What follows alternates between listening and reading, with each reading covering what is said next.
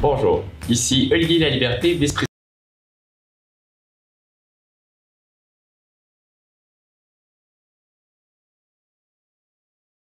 Bond, Hardy Normand et Associés et EY.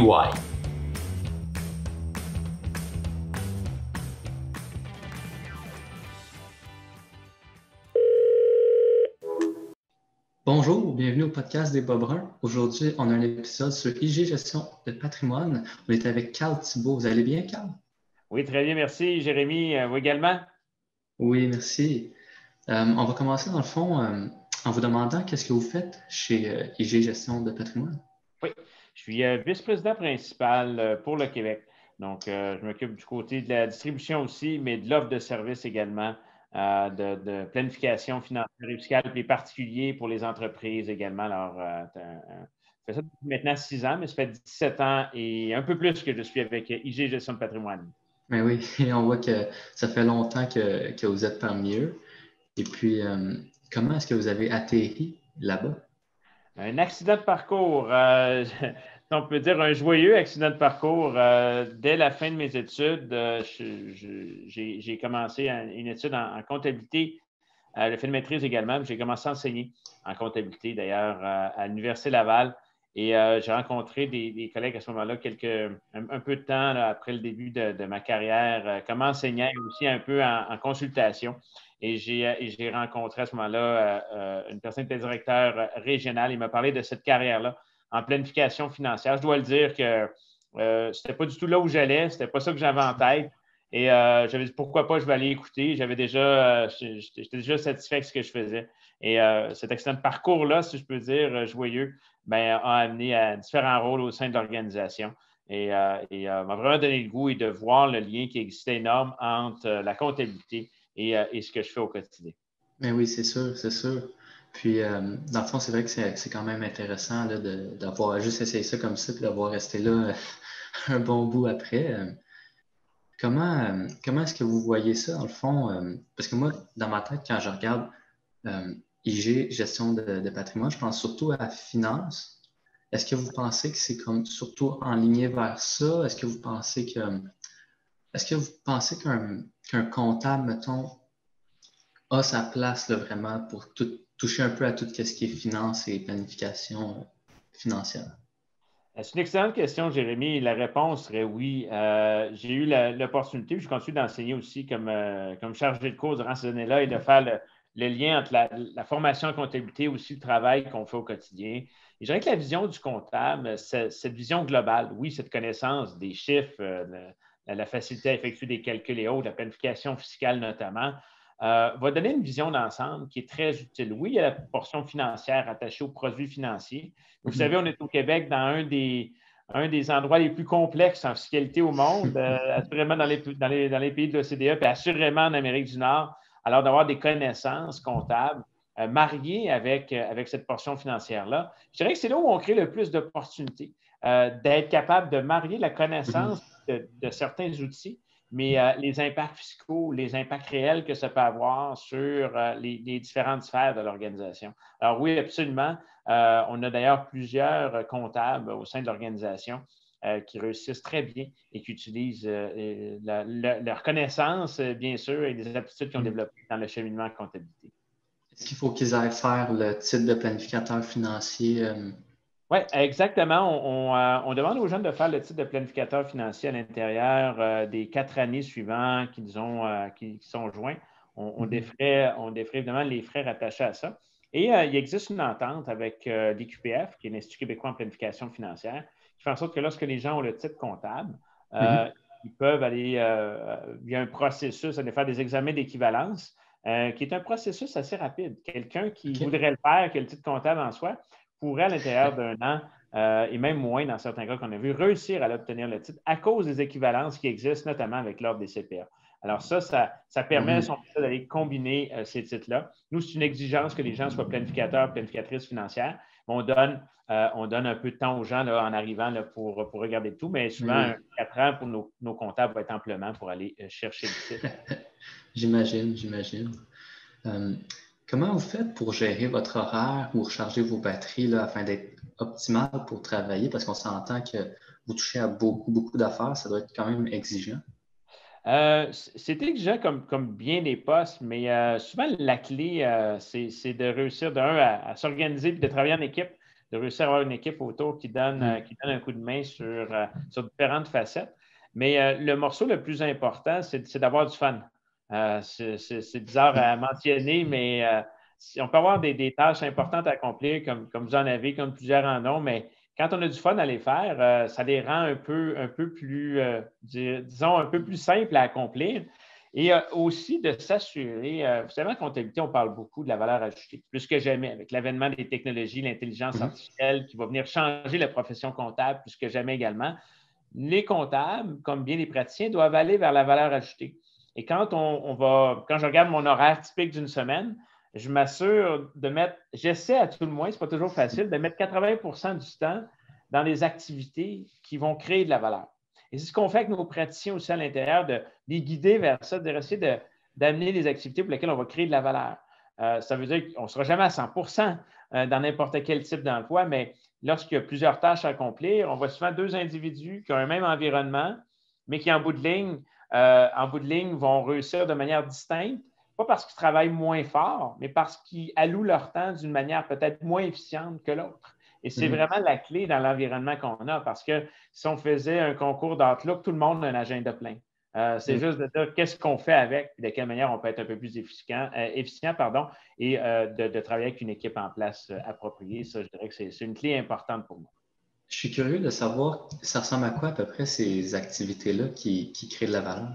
Si on prend, écoutez, au sein de notre organisation, puis j'en suis un exemple, j'ai occupé différents postes. Puis pour les comptables notamment, je dis souvent, j'aime bien un livre qui s'appelle le livre Good to Great.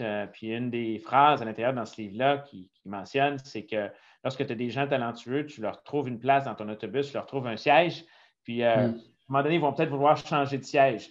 Mais si on va dans les activités à valeur ajoutée pour un praticien, par exemple, qui ferait de la planification financière, fiscale, des corporations, des individus, bien, essentiellement, il va créer de la valeur lorsqu'il est en mesure de faire de la planification avec des situations bien approfondies. Passer du temps avec bien comprendre les besoins d'une clientèle en place, s'assurer de travailler avec une équipe multidisciplinaire, parce qu'on a un environnement complexe, je le mentionnais tout à l'heure au Canada, dans niveau réglementaire, fiscal et autres, de travailler avec des avocats, des notaires et autres, et travailler avec l'équipe du client en place. C'est dans ce temps-là où nos gens créent le plus de valeur.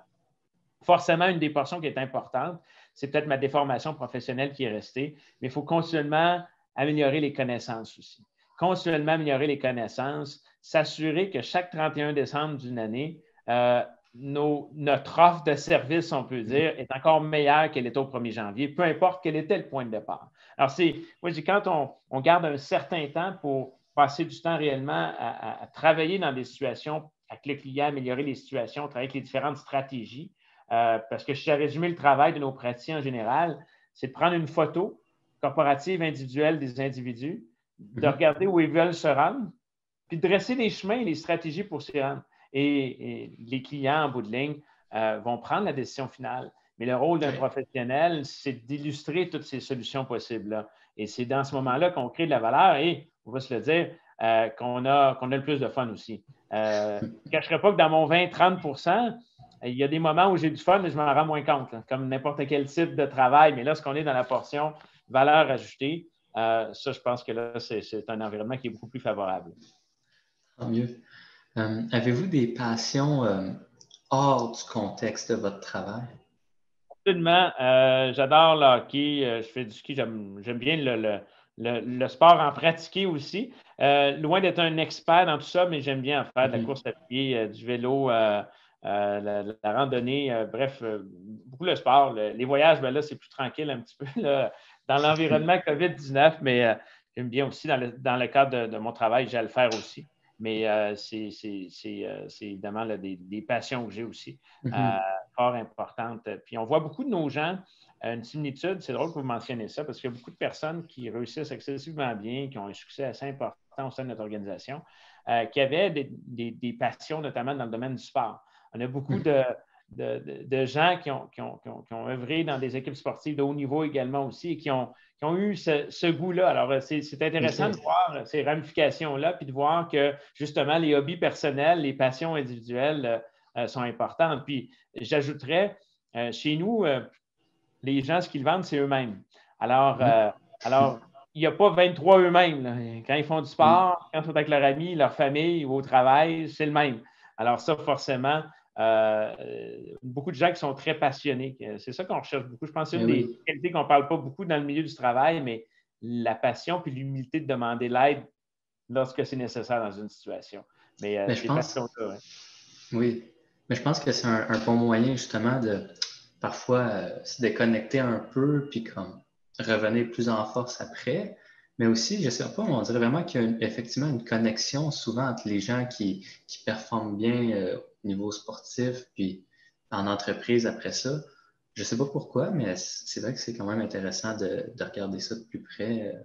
Mais il y a plusieurs études sur le leadership qui illustrent que si on veut s'assurer que quelqu'un ait du succès dans une sphère de sa vie personnelle ou professionnelle, un des plus grands indicateurs est de voir s'il y a déjà eu du succès auparavant dans une des sphères de sa vie. Donc, si quelqu'un...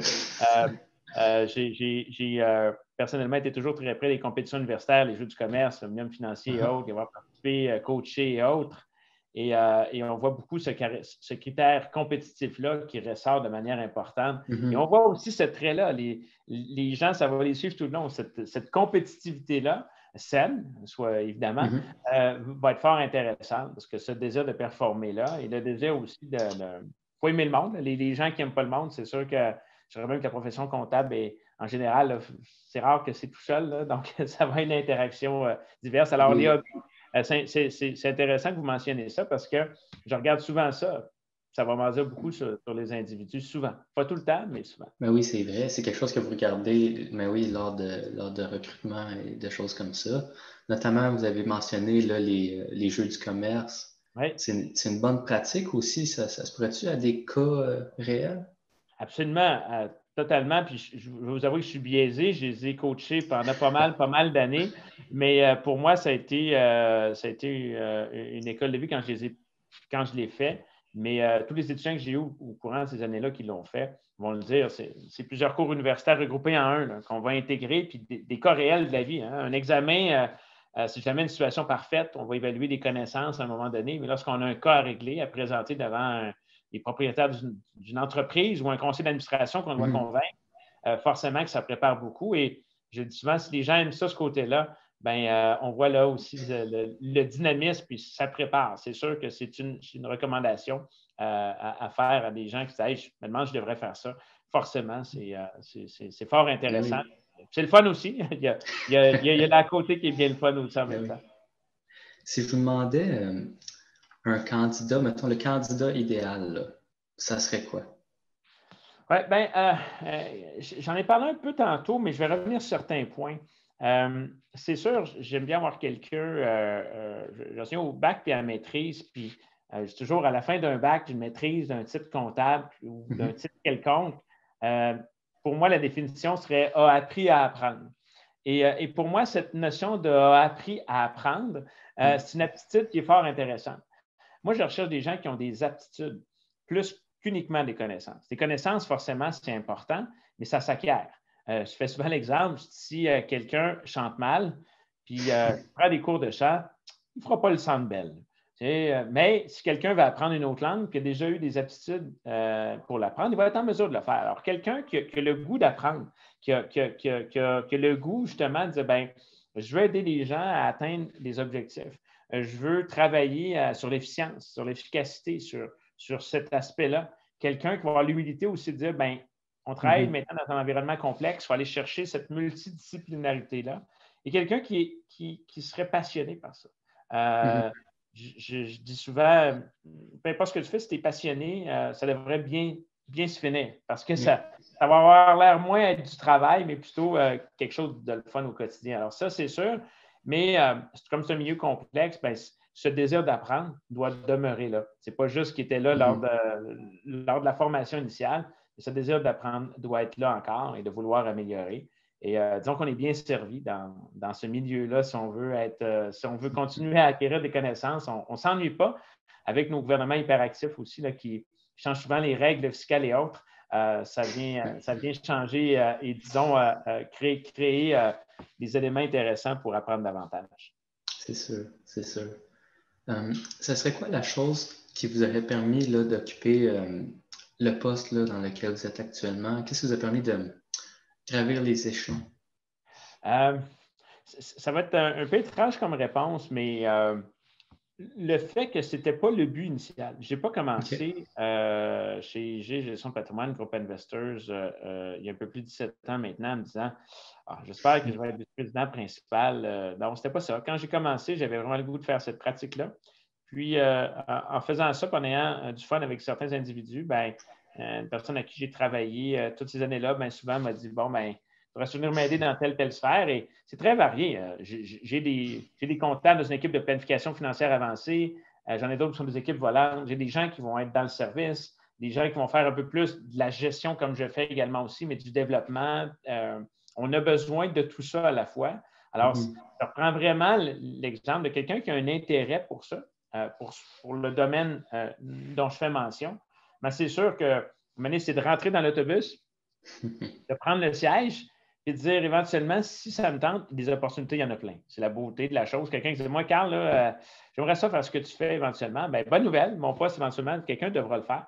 Et probablement que je ferai autre chose à ce moment-là. Le but, c'est d'y aller avec passion, de faire ce que les gens initialement étaient tentés de faire et de vouloir profiter de l'opportunité. La profession comptable, les services financiers, c'est probablement le meilleur 10 ans de l'histoire, 10-20 ans de l'histoire qu'on a en face de nous, en fonction des données macroéconomiques notamment. Probablement le plus complexe. On a l'intelligence artificielle qui embarque. On a un paquet d'éléments qui vont évidemment amener beaucoup d'outils, comme celui-là qu'on utilise actuellement notamment, qui sont fort intéressants, mais que ce n'est pas fait pour un monde où les gens vont vouloir demeurer statiques. Quelqu'un qui aime l'inertie, là, je dis souvent c'est mieux en physique que dans le milieu des affaires, où est-ce que pour croître, c'est un peu plus complexe, mais probablement plus le fun. Je dirais l'élément qui aide le plus, puis c'est peut-être une chose qui m'a aidé personnellement, c'est d'aimer la complexité. Quand on aime la complexité, il y a des choses intéressantes qui se dessinent parce que ce n'est pas tout le monde qui aime la complexité. Puis dans l'environnement, ça fait en sorte qu'il y a des choses intéressantes qui vont se déployer. Oui. Quels seraient vos défis personnels? Les défis personnels, c'est de s'assurer que je puisse avoir suffisamment les outils en place pour aider l'équipe à aller là où ils veulent aller. Moi, mon rôle, je le vois comme j'ai un paquet d'excellents, très talentueux, des gens très talentueux avec lesquels je travaille. Et mon défi au quotidien, c'est de m'assurer que dans cet environnement changeant-là, il y a les bons outils, il y a le bon support, le bon coaching, le bon leadership, aligné vers cette vision-là, justement, de ne pas perdre de vue malgré tout ce qui change, malgré ce qui est là, de dire où est-ce qu'on veut aller, c'est quoi qui me motive. Souvent, les choses, le plus grand défi, c'est de s'assurer que les gens ne perdent jamais, que ce qui est le plus important, c'est ce qui vient d'ici, puis d'être là, du cœur. C'est de s'assurer de rester ça au quotidien, malgré qu'il y a un paquet de raisons, un paquet d'éléments qui peuvent nous passer de ça. Réponse assez générale, mais qui résume quand même bien le fond de ma pensée. OK. Mais ça fait du sens, ça a d'allure. Quels seraient les défis maintenant de IG Gestion Patrimoine?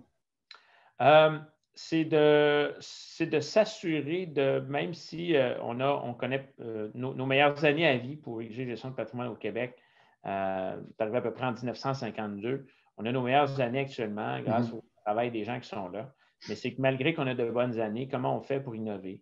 Comment on fait pour ne pas s'endormir? Comment on fait pour s'assurer d'être à l'écoute des besoins changeants, complexes des clients?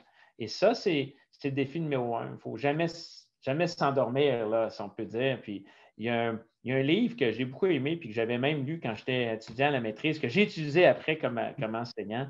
C'était le livre Stratégie Océan Bleu. J'adore ce livre-là parce qu'en bout de ligne, ce que ça illustre, c'est comment on réussit à se démarquer d'une manière dans un milieu concurrentiel, comment on se démarque? Comment on se démarque si on est comptable des autres comptables? Comment on se démarque si on est un planificateur financier, planificatrice financière des autres? Alors que pour le client, ça peut ressembler à des secteurs similaires. Puis comment on fait quand notre océan bleu redevient un peu plus rouge? Comment on fait pour qu'il redevienne bleu? Comment on fait pour s'auto-truquer personnellement pour réussir à ne pas s'endormir? J'ai eu un conseil que je donne, puis j'essaie de suivre encore moi-même, qui consiste à essayer de prendre, moi je les ai appelés comme ça, là, je prends chaque année 4 journées calmes. C'était drôle parce que quand je parlais de ça, les étudiants ils me disaient j'ai pris mes journées calmes. Je disais non, c'est pas mets ton nom. Tu sais, moi j'ai mis Carl parce que je m'appelle Carl, mais prendre 4 journées, une par trimestre, tout seul, puis d'analyser on en est où. Là. Tu sais, autant comme leader, autant comme praticien, qu'est-ce que je fais? Tu sais, prendre une journée, dire là, j'ai pas mon téléphone, j'ai pas rien, là, j'ai une feuille de papier peut-être, à la limite un ordi pour prendre des notes. Je suis aligné vers ce que je voulais faire. Ça marche-tu mon affaire? C'est-tu correct? Je suis aligné vers mes objectifs. Est-ce qu'il faut que je change mon équipe? Est-ce qu'il faut que je change la manière dont je travaille? Et ça, c'est le meilleur conseil qu'on m'a donné, que je tente de redonner aussi, de dire c'est un défi de ne pas s'endormir. Comment on fait pour essayer de ne pas s'endormir? Ben, c'est de prendre des photos. Comme les ratios en comptabilité, hein, c'est ça qu'on fait. Hein. Une fois par année ou par trimestre, on prend une photo, on regarde ce qui se passe pour éviter le syndrome de la grenouille bouillie. Une grenouille dans l'eau froide, tu augmentes d'1 degré à l'heure la température, elle va se laisser ébouillanter sans bouger une patte. Pas besoin de l'essayer, c'est un processus évidemment physique qui fonctionne. Alors que si on la met dans l'eau bouillante, elle va vouloir sortir immédiatement. Mais le problème du gestionnaire, l'individu qui ne s'arrête pas, c'est le plus gros défi, c'est qu'il va s'endormir dans cette situation. Son point de comparaison, le cerveau humain va avoir un horizon beaucoup trop court pour comparer. Et ça va faire en sorte que des fois, on va être dans une problématique de problèmes de rentabilité, de problèmes d'endettement, de problèmes de productivité, sans trop s'en rendre compte. Parce qu'un degré Celsius, à 79 degrés Celsius, c'est chaud, mais pas beaucoup plus que 78, alors que ça l'est énormément par rapport à 22, par exemple. Donc, c'est le défi le plus important, pas juste pour nous, mais je pense pour les organisations, puis encore plus que jamais pour les praticiens qui regardent ça, puis disent, bon, bien, la comptabilité, ça va être quoi? Les T1, on va encore faire ça dans X années pour les T1 simples, ou est-ce que c'est un T4 puis des frais de scolarité? Qu'est-ce qui va arriver avec ça? Comment je peux me démarquer? Comment je peux créer cette valeur ajoutée-là? Mais oui. C'est le défi numéro 1.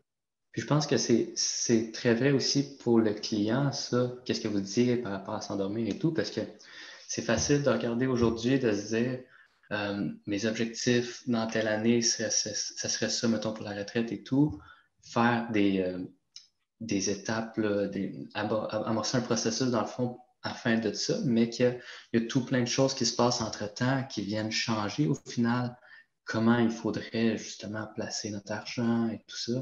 Fait que c'est vrai que pour le client aussi, je pense que c'est important que lui fasse cette réflexion-là de temps en temps aussi. Est-ce que c'est quelque chose que... Absolument, votre point est très juste. J'allais prendre une analogie que j'aime bien, qui est totalement, si par exemple, vous faites votre plan de retraite, votre plan de retraite, je ne suis pas rendu encore, même moi, je vois ça dans 30 ans, je ne vois pas ça encore, mais on en fait un, puis c'est un long voyage. Je vais faire l'analogie de l'avion, on en prend moins ce temps-ci, là, mais supposons qu'on prend un vol Montréal-Sydney en Australie. Il devrait être en mesure de le faire. Il y a Toronto qui existe éventuellement, mais supposons qu'il y a un Montréal-Sydney qui existe. C'est pas mal un long vol.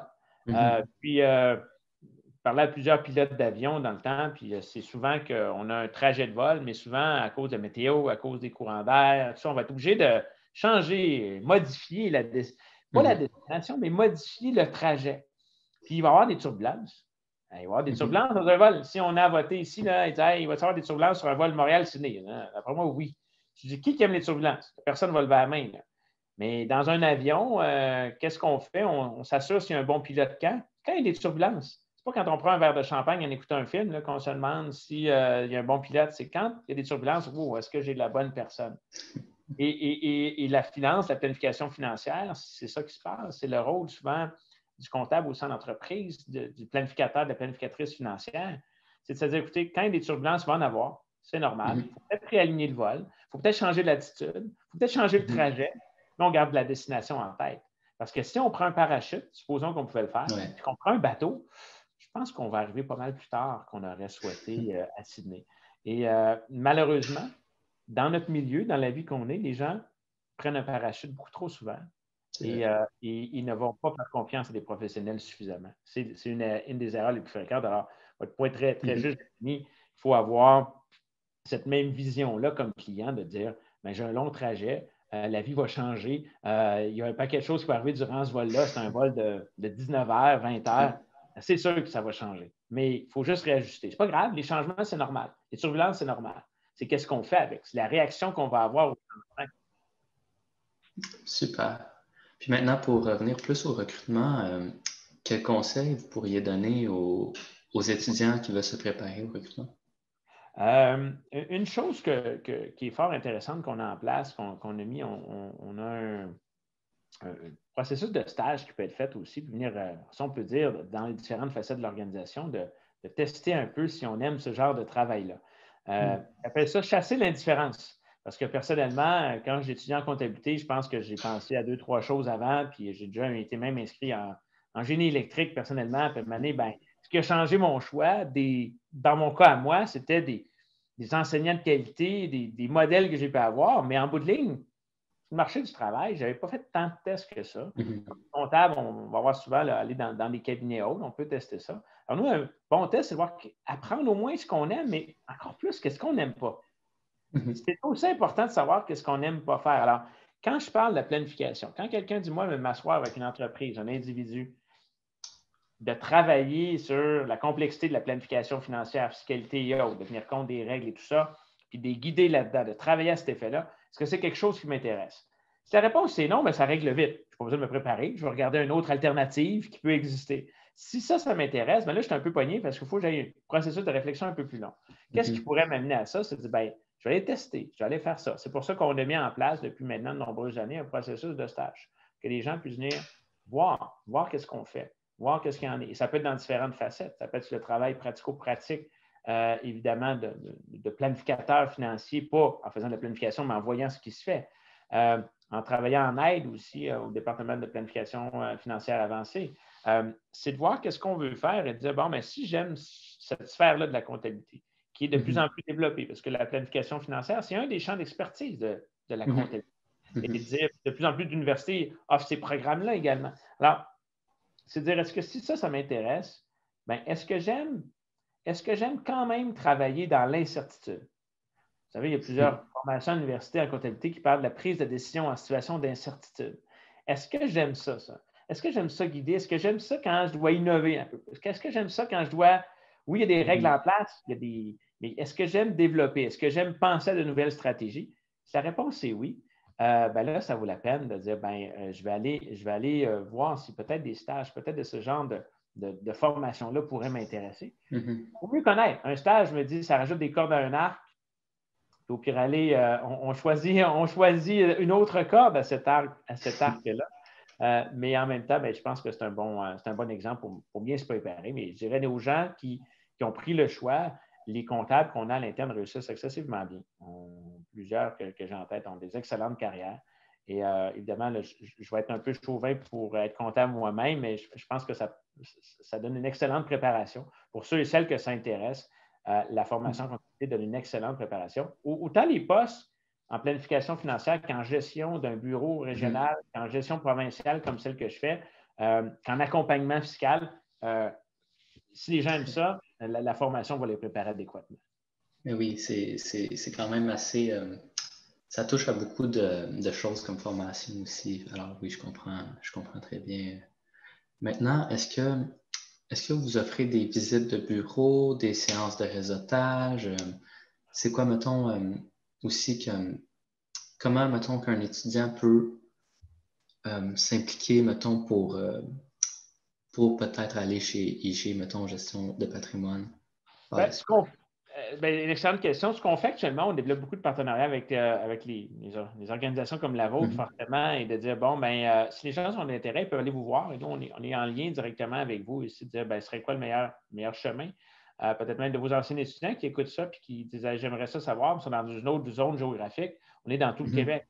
On est partout dans le Québec avec des ententes avec les différentes universités également aussi. Alors, qui nous permet là, de faciliter ça et de dire, Si quelqu'un a un intérêt, on rencontre la responsable, Annie Lachance, qui est avec nous aussi à cet effet-là. Elle va diriger vers là où elle pense que ça serait le mieux. Est-ce que ce serait plus au siège social? Est-ce que ce serait mieux dans un bureau régional? Quel genre de type ça pourrait être? Quel genre de poste? Et vous rencontrez des gens du terrain, des directeurs, directrices sur place. Et il y a des postes disponibles dans tous ces rôles-là. J'ai besoin de relève aussi là-dedans. C'est un de mes rôles de... Si je veux être un peu selfish, excusez-moi l'expression, c'est de dire si je veux rendre mon travail beaucoup plus simple, c'est de mettre les bonnes personnes au bon endroit. Et quand j'ai les bonnes personnes au bon endroit, bien, drôlement, ils font un excellent travail et ça simplifie la vie de tous. Alors, les gens qui sont intéressés peuvent facilement prendre cette démarche-là et après ça, on peut les mettre en communication. Et vous avez des questions de moi-même, ça me fait toujours plaisir aussi, là, facile à retrouver des questions quelles qu'elles soient également. Puis, vous faites sûrement aussi ça, des événements, mettons, qui peuvent être en ce moment, j'imagine, plus virtuels, en temps normal, en présentiel, mais il y a ce genre d'événements-là là, qui permettent de rencontrer les gens. Puis, Les cocktails virtuels, c'est une base assez fréquente également. On a aussi même certaines petites compétitions qu'on veut mettre en place aussi, là, des fois rédiger un cas aussi pour nos comptables, on devrait mettre ça en place aussi. On veut réellement avoir cette dimension-là qui permet de dire, bien, évidemment, durant COVID-19, on doit le faire virtuel uniquement. Mais souvent, on va regarder ça, on va faire les deux dans le futur, probablement virtuel et en personne, en présentiel pour ceux et celles qui veulent le faire. Alors, oui, je n'ai pas toutes les dates officielles devant moi, mais forcément, on a tous ces éléments-là. Si vous avez des questions aujourd'hui, le plus simple, d'entrer en contact avec nous, on pourra dire les prochaines dates là, qui pourraient correspondre à ce que vous aimeriez faire. Mais oui, il y a même des cocktails virtuels qu'on va avoir qui permet là, de jaser un peu sur qu'est-ce qu'on fait, les différentes alternatives, opportunités, puis aussi échanger tout simplement. Je trouve toujours ça fort intéressant à faire. Super.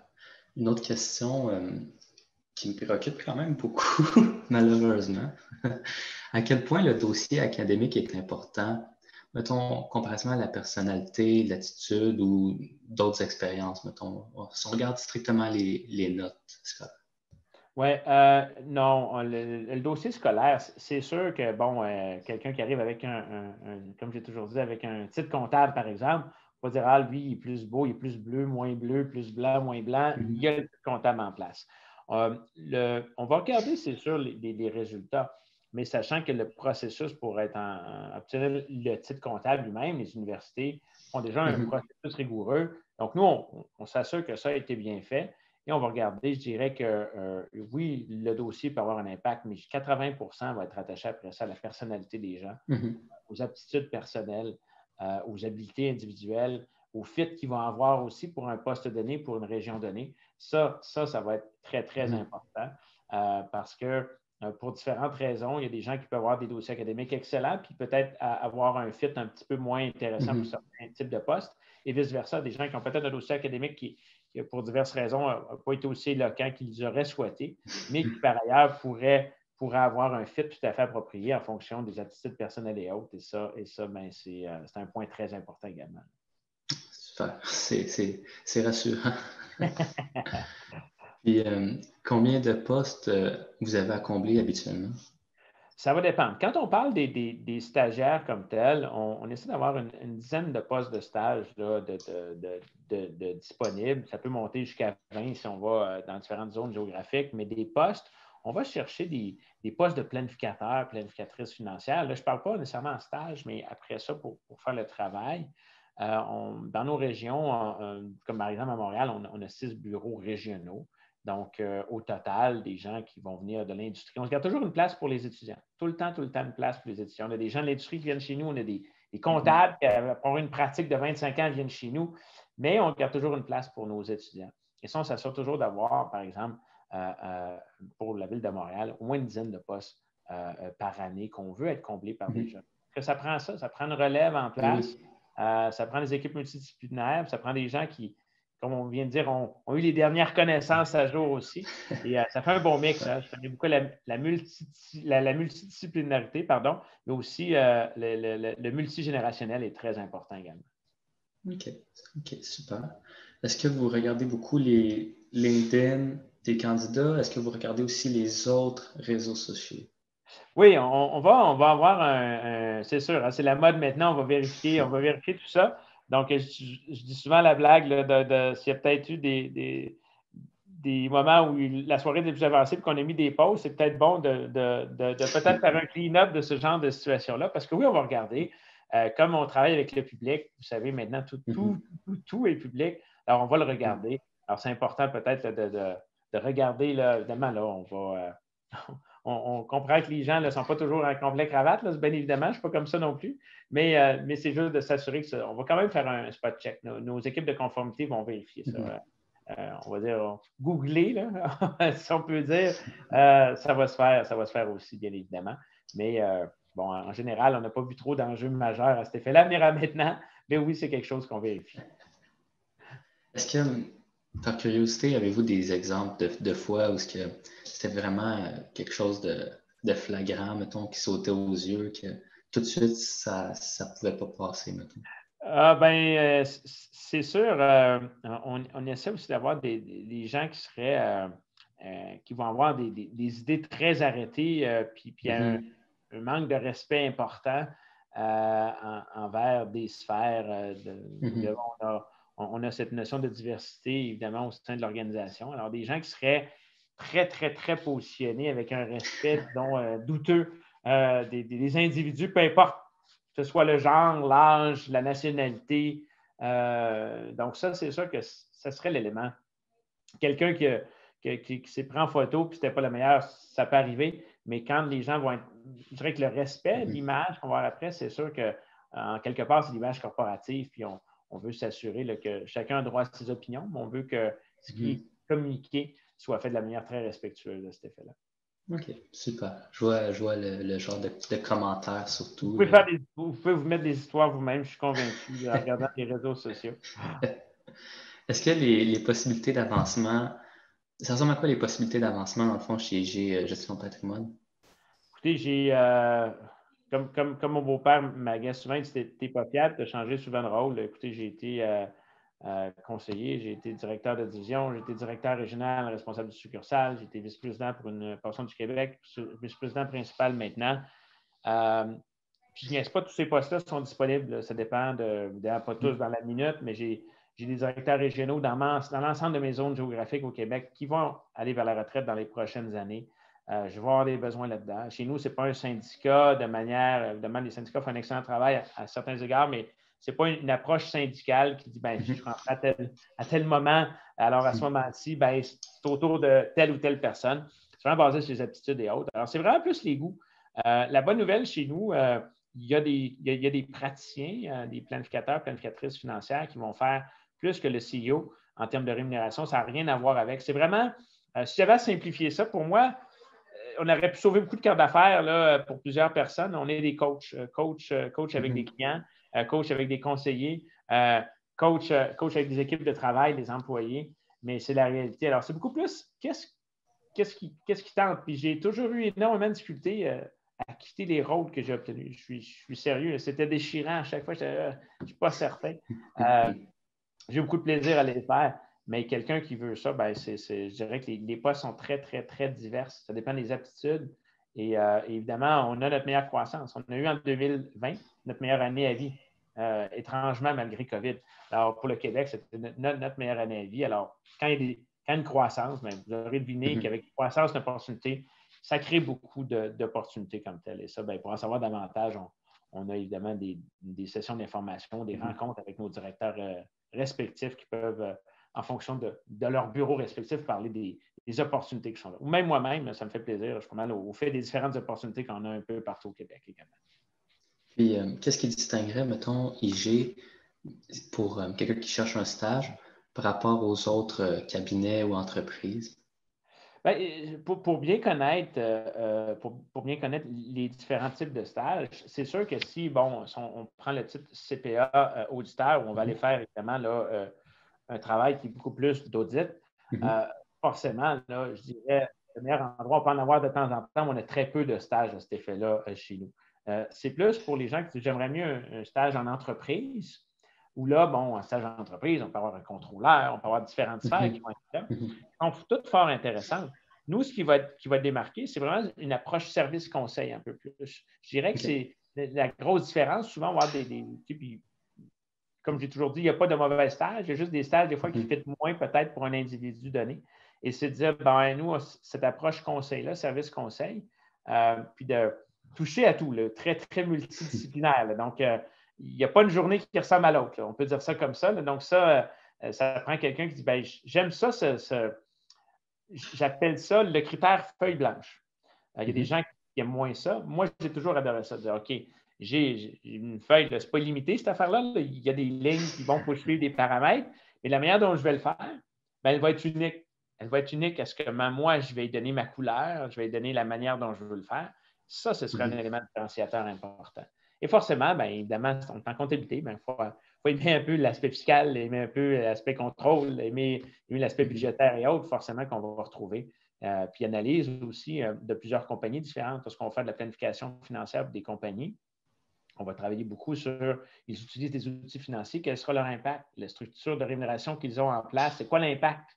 Parce qu'avec le système complexe fiscal qu'on a au niveau canadien, tout a un impact maintenant. La structure de rémunération, on a-tu 5500 heures d'employés ou non? Puis là, on n'a même pas les mesures COVID qui ont été embarquées avec ça.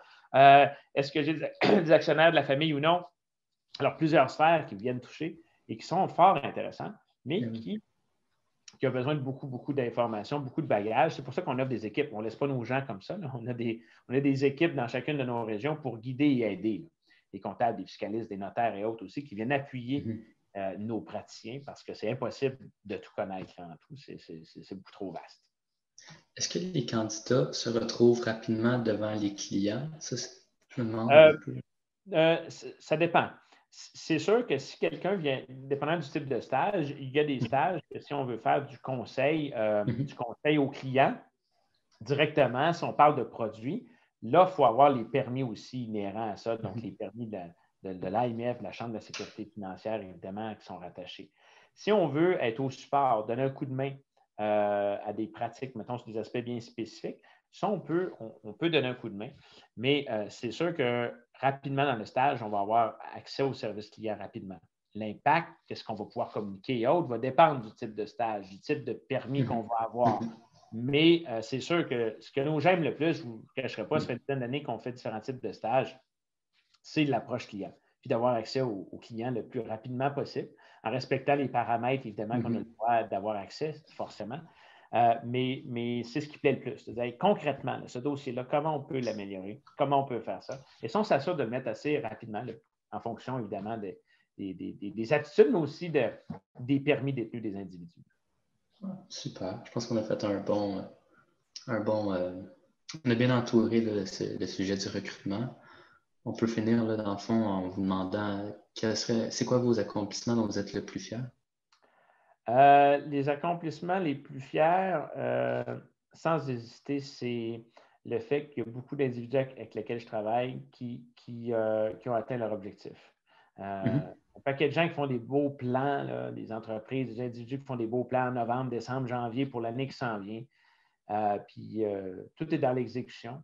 Et quand je vois qu'il y a un paquet de gens avec lesquels je travaille réussissent à atteindre leur plan, ça veut dire à quelque part qu'on réussit ensemble à permettre d'exécuter. Un plan, c'est la portion relativement simple d'exécution. C'est comme une recette de cuisine. Là. Des fois, la recette, moi, je la regarde, c'est pas pire, mais ça ne donne pas toujours là, ce que ça donnait. Alors que dans mon secteur d'activité, c'est la chose qui me rend le plus fier. Quand les gens peuvent atteindre leur objectif, autant quand j'étais avec les clients qu'avec les gens avec lesquels je travaille, pour moi, je pense que c'est la plus belle rémunération qui existe. Super. Puis qu'est-ce qu'on peut vous souhaiter pour l'avenir? De continuer à avoir autant de fun, à travailler avec des gens talentueux, puis d'avoir l'opportunité de continuer à attirer des gens talentueux, puis de profiter de cette meilleure 10 ans-là. Pour moi, c'est le plus le fun qui s'en vient. Il faut juste aimer la complexité et savoir s'adapter et mettre la switch de résistance au changement à off le plus possible pour les prochaines années. Ça va être aidant. Puis je me le dis à moi-même en vous disant ça. Puis je vous remercie beaucoup pour cet entretien-là. Bien, on vous remercie beaucoup, M. Thibault. C'est vraiment intéressant. Puis je pense que ça va aider aussi beaucoup les étudiants là, pour le recrutement. Bien, merci beaucoup. Bonne fin de journée à vous. Merci beaucoup d'avoir visionné cet épisode du podcast de Bob Brun. N'hésitez pas à partager en grand nombre ou à laisser un commentaire. De plus, si vous êtes ou connaissez quelqu'un qui veut participer à nos podcasts, vous pouvez nous écrire à l'adresse juste ici. Merci. Merci à nos partenaires Mazars, Demerson Bone, Hardy Normand et Associés et EY.